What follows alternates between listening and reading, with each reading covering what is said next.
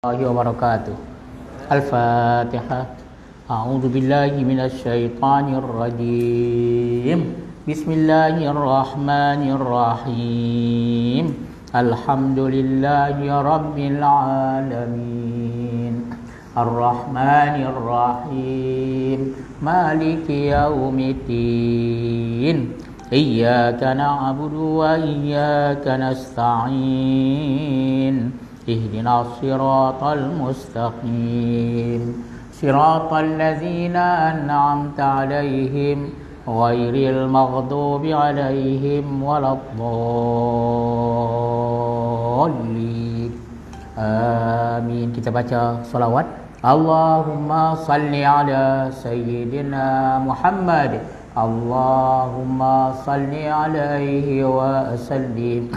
Allahumma salli ala sayyidina Muhammad. Allahumma salli alaihi wa sallim. Allahumma salli ala sayyidina Muhammad. Allahumma salli alaihi wa sallim. Allahumma salli ala sayyidina Muhammad. Allahumma salli alaihi wa sallim. Allahumma salli ala sayyidina Muhammad. Ya Rabbi ya salli alaihi wa sallim. Bismillahirrahmanirrahim. Innal hamdalillah nahmaduhu wa nasta'inuhu wa nastaghfiruh wa na'udzu billahi min shururi anfusina wa min sayyiati a'malina. من يهده الله فلا مضل له ومن يضلل فلا هادي له وأشهد أن لا إله إلا الله وحده لا شريك له وأشهد أن محمدا عبده ورسوله صلى الله عليه وعلى آله وصحبه وسلم تسليما كثيرا. سبحانك لا علم لنا إلا ما علمتنا إنك أنت العليم الحكيم ولا حول ولا قوة إلا بالله العلي العظيم. Rabbi shrah li sadari wa yassir li amri wahlul 'uqdatam min lisani yafqahu qawli. Allahumma ya muallima Adam 'allimna wa ya mufahhima Sulaiman fahhimna. Allahumma faqihna fid din wa 'allimna tawil. Allahumma la sahla illa ma ja'altahu sahla wa anta taj'alul hazna idza syi'ta sahla. Amin amin amin ya rabbal alamin. Amma ba'd. Muslimin dan muslimat yang dirahmati Allah, insya-Allah pada malam ini kita baca kitab adab, ya apa namanya, At-Tibyan fi adabi hamlatil Quran, susunan Imam Nawawi rahmatullahi taala alaih, Yahya bin Syaraf daripada negeri Nawam. Adab berdamping dengan Al-Quran. Imam Nawawi dia susunkan kitab kecil saja tentang adab-adab bagi orang yang menanggung atau berdamping dengan Al-Quran.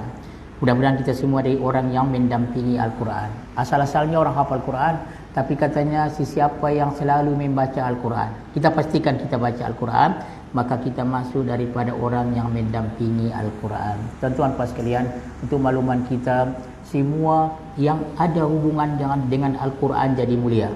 Tengok Al-Quran ini diturunkan melalui Jibril alaihissalam, ya, malaikat Jibril. Maka si mulia-mulia malaikat adalah Jibril, ya, kerana dialah yang menurunkan Al-Quran. Al-Quran ini diturunkan kepada Nabi kita Muhammad sallallahu alaihi wasallam. Maka dia adalah si mulia-mulia Nabi, si mulia-mulia Rasul, malahan si mulia-mulia makhluk Allah Subhanahu wa taala. Al-Quran diturunkan pada bulan Ramadan. Syahrul Ramadan alladzi unzila fihi al-Quran. Bulan Ramadan yang turunkan padanya Al-Quran, maka Allah, Ramadan adalah semulia-mulia bulan. Tuan-tuan puan sekalian, sehingga tak ada disebutkan pun bulan dalam Al-Quran melainkan Ramadan, dan disertakan dengan Al-Quran. Syahrul Ramadan alladzi unzila fihi al-Quran. Kemudian ada satu malam yang sangat mulia, malam Lailatul Qadar. Kenapa? Karena pada malam itulah diturunkan Al-Quran. Inna anzalnahu fi lailatul qadar. Oh, masya-Allah. Tuan-tuan puan sekalian, ya, sehingga jadi imam yang menjadi layak menjadi imam yang sepatutnya aqra'uhum li kitabillah, orang yang paling pandai membaca Al-Quran. Allah. Tuan-tuan puan sekalian, kita pun boleh mulia. Jadilah jadi pelajar, belajar kepada Al-Quran atau mengajar Al-Quran. Sabda Nabi SAW, khairukum man ta'allamal Qur'ana wa 'allama. Sebaik-baik kamu ialah orang yang belajar Al-Quran dan mengajarkan Al-Quran. Sama ada kamu belajar Al-Quran atau mengajarkan Al-Quran, semua yang ada kaitannya dengan Al-Quran adalah mulia. Baik, tuan-tuan puan sekalian, yang ada kitabnya ya, ada berdamping dengan Al-Quran, At-Tibyan fi Adabi Hamlatil Quran.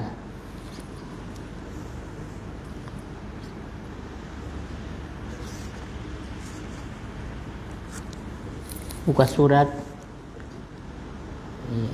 162. 162 yang ada kitabnya 162, betul ya.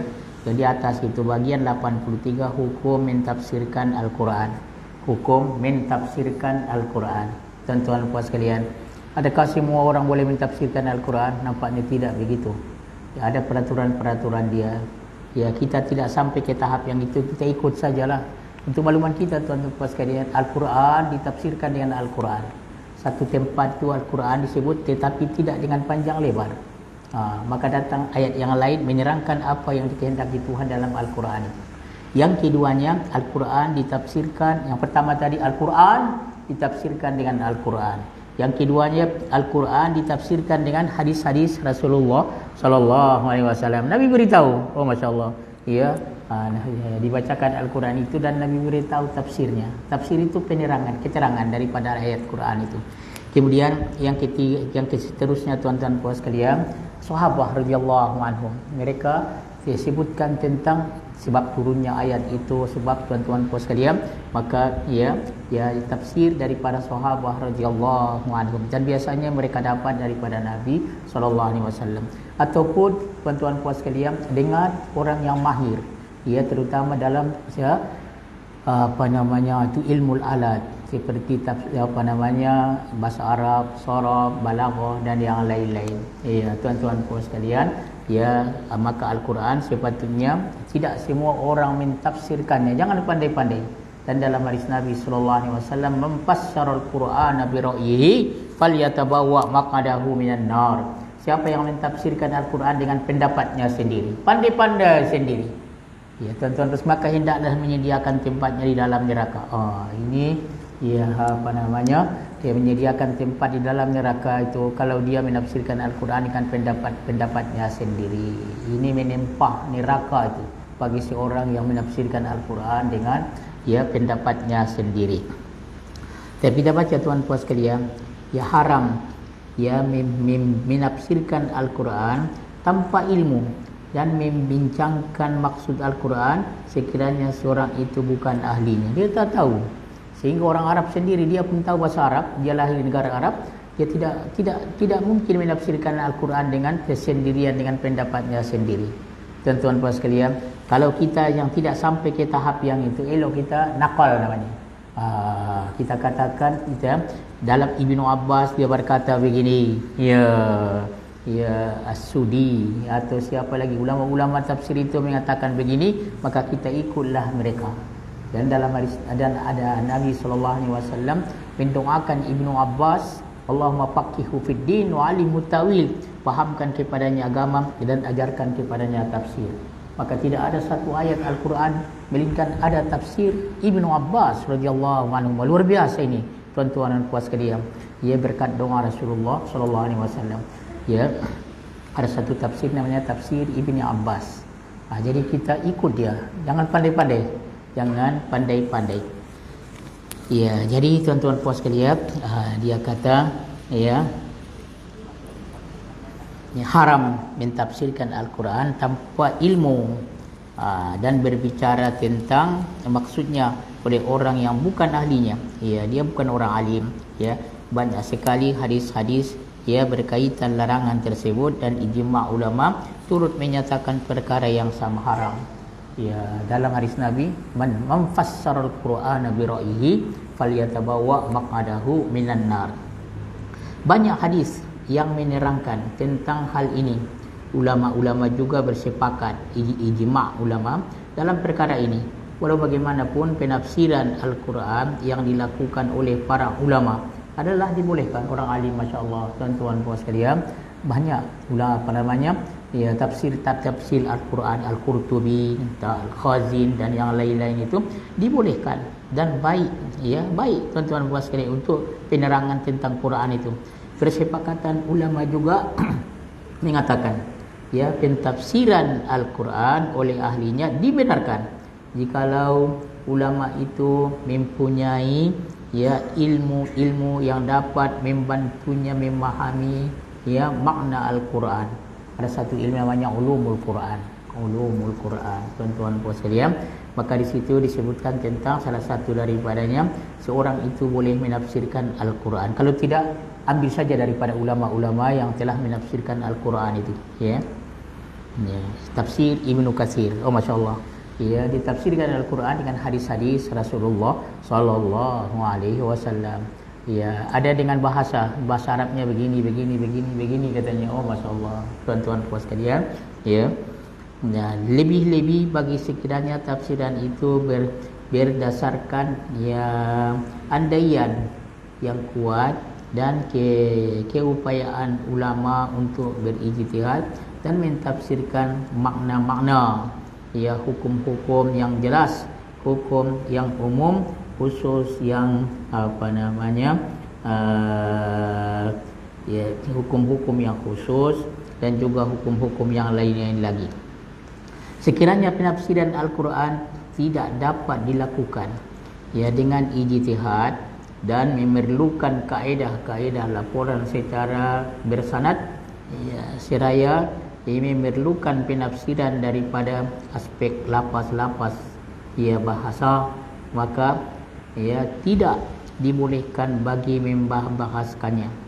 Ya, tuan-tuan puan sekalian, kita bagi kepada ahlinya sajalah.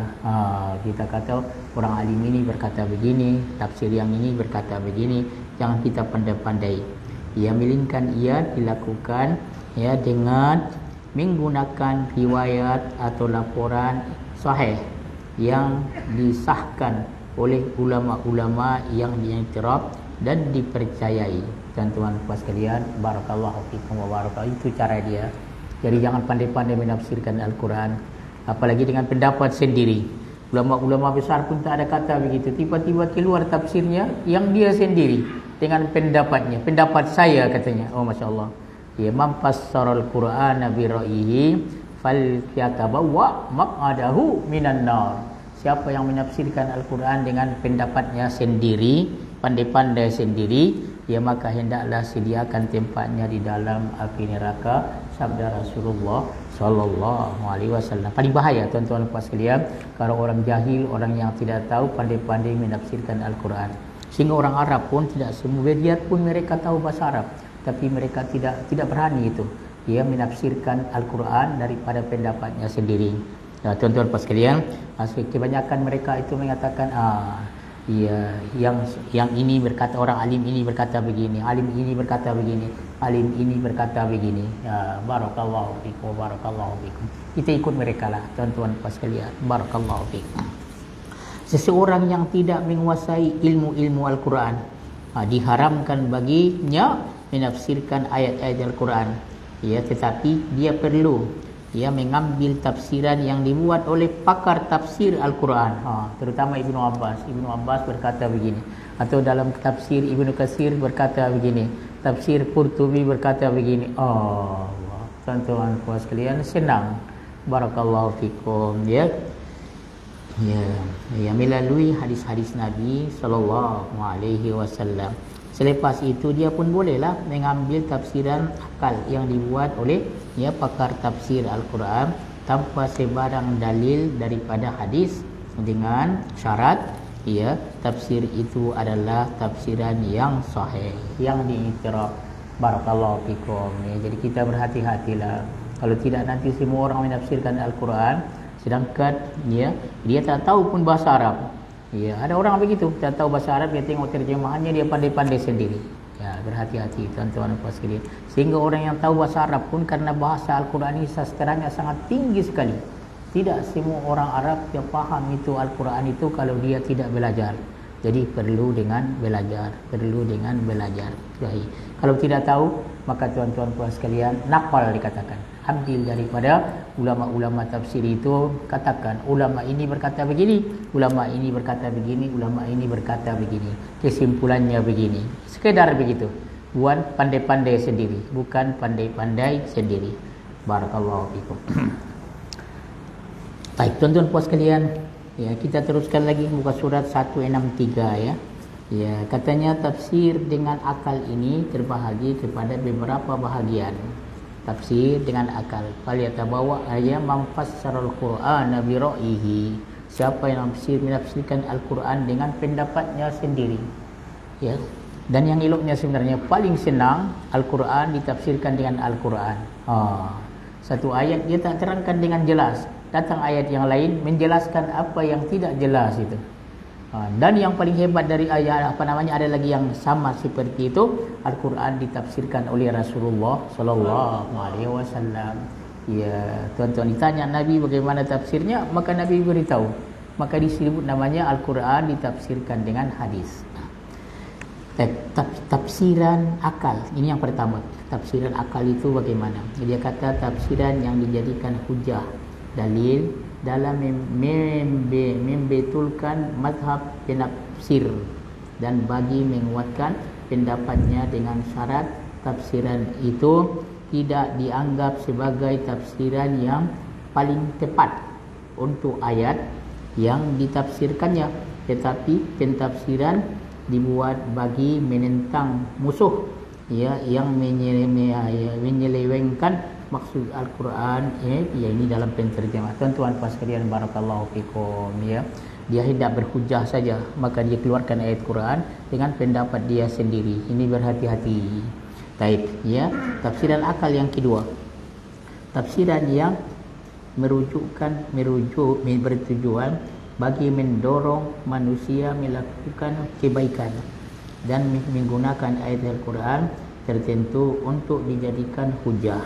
Ya, secara umum tanpa berniat menyokong pendapat pandangan yang peribadinya. Barakallahu fikum. Untuk baca ayat Al-Quran untuk menggalakkan orang untuk buat baik. Suatu yang bagus tuan-tuan puan sekalian. Ya, barakallahu fikum. Kalau paling senang kalau orang Arab dia berceramah akan disebut. Ya, kalau dia sebut tentang ya amar bil ma'ruf, dia masukkan ayat-ayat Al-Quran. Ya, berlomba-lomba untuk kebaikan, maka disebutkan ayat Al-Quran. Fastabiqul khairat, katanya, berlomba-lombalah kamu kepada kebaikan. Wal takum minkum ummatun yad'una ilal khair, hendaklah di antara kamu segolongan yang menyeru kepada kebaikan. Ya'muruna bil ma'ruf wa yanhauna 'anil munkar, mereka menyuruh dengan yang baik dan ya melarang daripada yang mungkar. Itu bagusnya. Ya, dan ada satu guru kita dia kata kalau kamu ceramah pastikan ada ayat Quran. Tengok kalau kamu dengar tengok orang berceramah, pastikan ada ayat Quran. Ayat Al-Quran. Kemudian hadis-hadis Rasulullah sallallahu alaihi wasallam. Kemudian hikayatus salihin, cerita orang-orang yang soleh yang boleh dipercaya. Insya-Allah sudah cukup itu tuan-tuan dan puan sekalian. Masya-Allah, tabarakallah. Ini tidak dia ceramah, ayat Quran pun tidak ada, hadis pun tidak ada. Dia ceritanya pula cerita dongeng saja. Sepatutnya tidak boleh dibuat tuan-tuan puan sekalian. Barakallahu fikum. Ya, berapa banyak cerita dalam Al-Quran dan cerita-cerita dalam hadis Rasulullah sallallahu alaihi wasallam atau hikayatus salihin yang boleh dipercaya. Tapi yang ketiga, tafsiran akal yang ketiga katanya tafsiran yang dibuat berpandukan kepada lafaz bahasa Arab ya, bagi ya memahami ayat-ayat Quran, karena Al-Quran ini diturunkan dengan bahasa Arab. Ya, tuan-tuan puan sekalian, Quran diturunkan dengan bahasa Arab, maka sepatutnya ikut bahasa Arab. Ya, jangan pandai-pandai. Ya, barakallahu fikum. Ya, yaitu tafsiran yang tidak dapat dilakukan melainkan dengan kaedah as-sama', yaitu mengambil riwayat dan mendengar daripada ulama bahasa Arab dan tafsirnya. Baik, tuan-tuan puan sekalian, ya, dalam Imam Nawawi dia berkata begini, ini tafsir terjemahan daripada ya Imam Nawawi rahmatullahi taala alaih. Contohnya katanya bagi menjelaskan maksud sesuatu lafaz. Ya, i'rab, ya, nahwu itu dan hal-hal yang berkaitan dengan perkataan yang dikuburkan, diringkaskan, ya, perkataan yang mempunyai ganti diri yang dirujuk, ya, hakikat, ya, majaz, umum, khusus, ya, ya, pendepanan, unsur bahasa tertentu, ya, ya, takdim, ya, takhir itu mentakhirkan unsur bahasa tertentu, ya, takhir, keringkasan. Oh, masya-Allah, tuan-tuan puan sekalian, ini segi bahasa ni. Orang-orang yang alim bahasa lah yang tahu, tuan-tuan puan sekalian. Kita ikut sajalah, barakallahu. Walau bagaimanapun jangan pandai-pandai menafsirkan Al-Quran. Ayat-ayat yang, ya, apa namanya, yang, ya, ijma' padanya, aspek apa namanya, balaghah, ya, dan juga lain-lain lagi, ya, ya, yaitu, ya, lafaz bahasa yang bercanggah dengan, ya, lafaz ayat-ayat yang bahasa biasa digunakan. Jadi sebetulnya tuan-tuan sekalian, Al-Quran ini bahasanya sangat tinggi sekali. Sangat tinggi sekali. Sastranya sangat tinggi sekali, tuan-tuan puan sekalian. Ya, sehingga tidak boleh satu hari kalimat pun ditukar kalimat yang lain. Bahasa Arab itu dia banyak maknanya, tapi kalau ditukar dia akan berubah semua dan tidak boleh diubah. Barakallahu fikum, ya.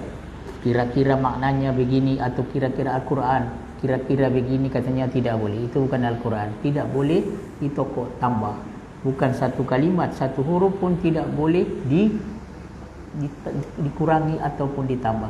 Adapun hadis Nabi SAW kita boleh sebutkan dengan maknanya, lebih kurang saja, biarpun bahasa Arab lebih kurang. Tapi Al-Quran tidak boleh. Tidak boleh diubah suai, tidak boleh ditambah dan tidak boleh dikurangi. Bukan satu ayat, bukan satu kalimat, satu huruf saja pun tidak boleh. Ini hebatnya Al-Quran dan dijamin oleh Allah Subhanahu wa taala. Inna nahnu nazzalna dzikra wa inna lahu lahafizun. Kamilah yang menurunkan Al-Quran dan kami jugalah yang memeliharanya. Kitab Taurat, Injil, Zabur. Ada 4 tuan-tuan puan sekalian yang kita mesti tahu. Ya, kitab banyak yang diturunkan tapi 4 mesti kita tahu. Ya, kitab Taurat kepada Nabi Musa, Injil kepada Nabi Isa, kitab Zabur kepada Nabi Daud dan Al-Quran kepada Nabi kita Muhammad sallallahu alaihi wasallam.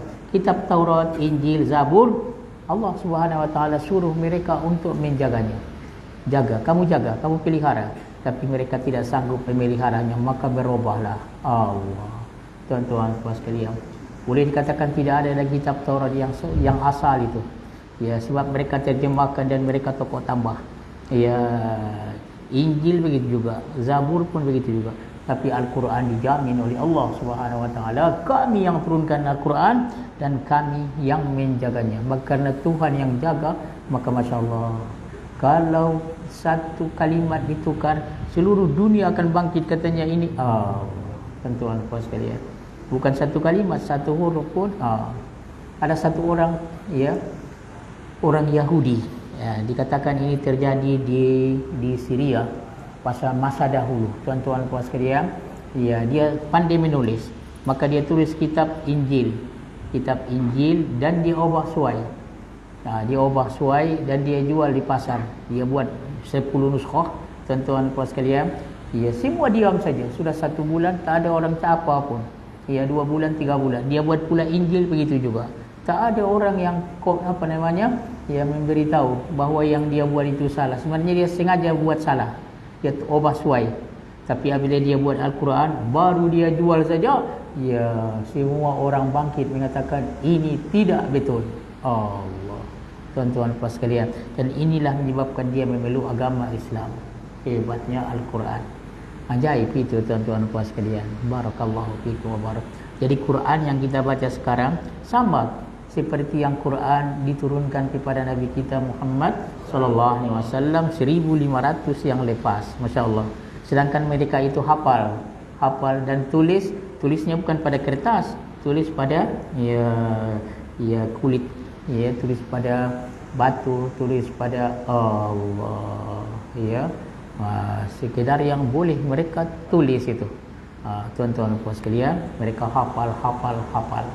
Ya, pada masa Nabi SAW mereka tulis pada batu, pada kulit, pada pelepah, tuan-tuan puan sekalian. Tapi alhamdulillah diselamatkan oleh Allah Subhanahu Wa Taala, karena Allah lah yang menjaganya. Tidak cukup dengan mengetahui ilmu bahasa Arab sahaja. Kalau kamu pakar bahasa Arab belum tentu juga, ya.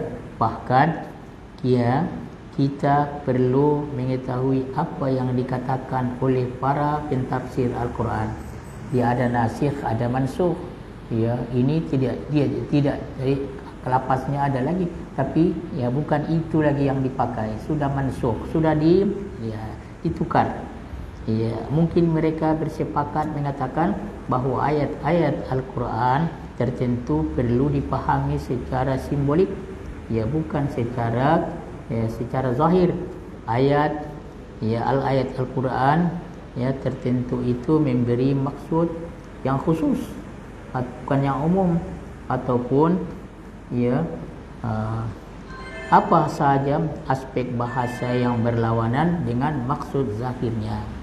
Begitu jugalah apabila sesuatu lafaz itu ya mungkin mempunyai pelbagai maksud, dan seseorang itu mentafsirkannya sesuatu ayat Al-Quran dengan maksud yang berbagai-bagai, padahal maksud lafaz itu hanya satu, ya, karena menggunakan tafsiran secara akal. Tengok, ini bahaya sekali, ya, maka ia adalah haram hukumnya, ya, wallahu alam. Selalu ingat itu. Kalau terasa nak pandai-pandai menafsirkan Al-Quran, ya, fassarul Qur'ana bi ra'yihi falyatabawa maq'adahu minan nar. Siapa yang menafsirkan Al-Quran dengan pendapatnya sendiri, hendaklah dia menyediakan tempatnya di dalam api neraka. Bahagian 84, hukum berdebat dengan ayat Al-Quran. Berdebat, berhujah bagaimana dengan ayat-ayat Al-Quran, bolehkah? Diharamkan untuk berdebat tentang ayat Al-Quran tanpa kebenaran dan ilmu. Pandai-pandai saja.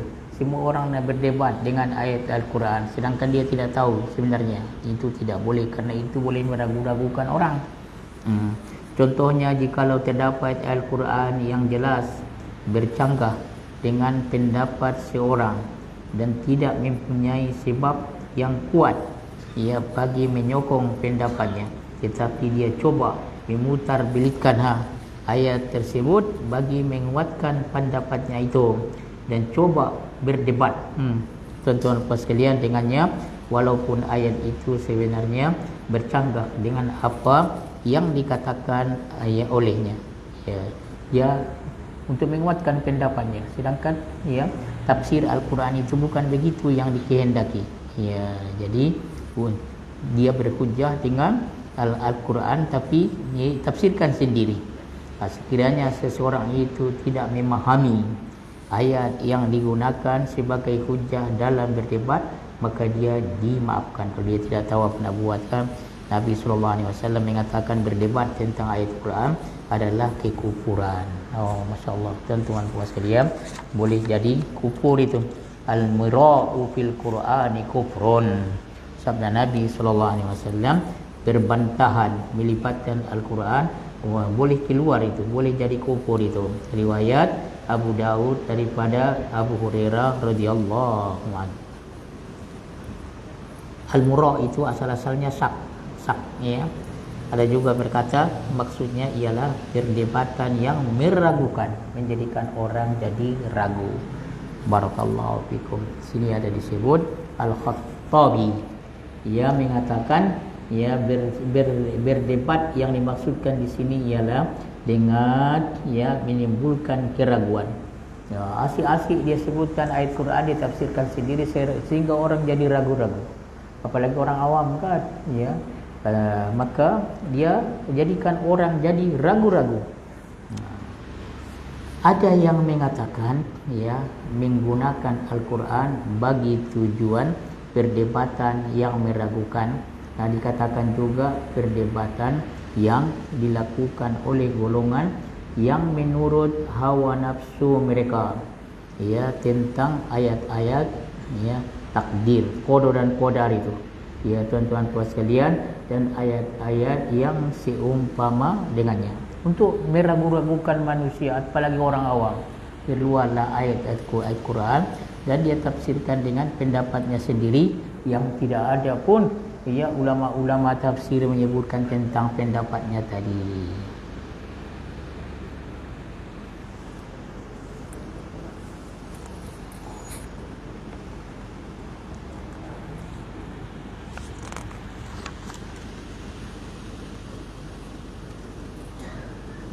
Baik, tuan-tuan puas sekalian, ya, yang ke-85 bertanya sebab penyusunan sesuatu ayat Al-Quran. Kenapa begini? Kenapa begini? Kenapa begini katanya. Bolehkah tuan-tuan puas sekalian? Sepatutnya bukan begitu. Apa hikmahnya? Apa hikmahnya kita boleh, tapi kenapa itu tidak boleh, ya, kurang adab itu, ya. Dia kata sesiapa yang ingin bertanya tentang sebab sebagian daripada, ya, ayat Al-Quran itu didahulukan daripada ayat yang lain dalam mushafah. Kenapa begini katanya? Ya, kenapa tuan-tuan puas sekalian? Ya, ataupun apakah kesesuaian sesuatu ayat diletakkan di tempat, ya, tertentu, ya, supaya dia bertanyakan hikmah yang, ya, tersirat di sebaliknya.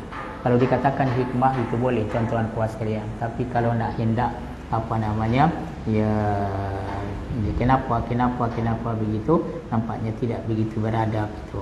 Barakallahu fikum. Yang ajaibnya tuan puas sekalian, apabila Nabi SAW didatangi oleh Jibril, ya, Nabi didatangi oleh Jibril, maka Jibril bacakan ayat Quran itu, Nabi dengar, dan apabila selesai Jibril baca, baru dibaca oleh Rasulullah SAW, dan Nabi sudah hafal itu. Ini hebatnya Al-Quran ini, ya.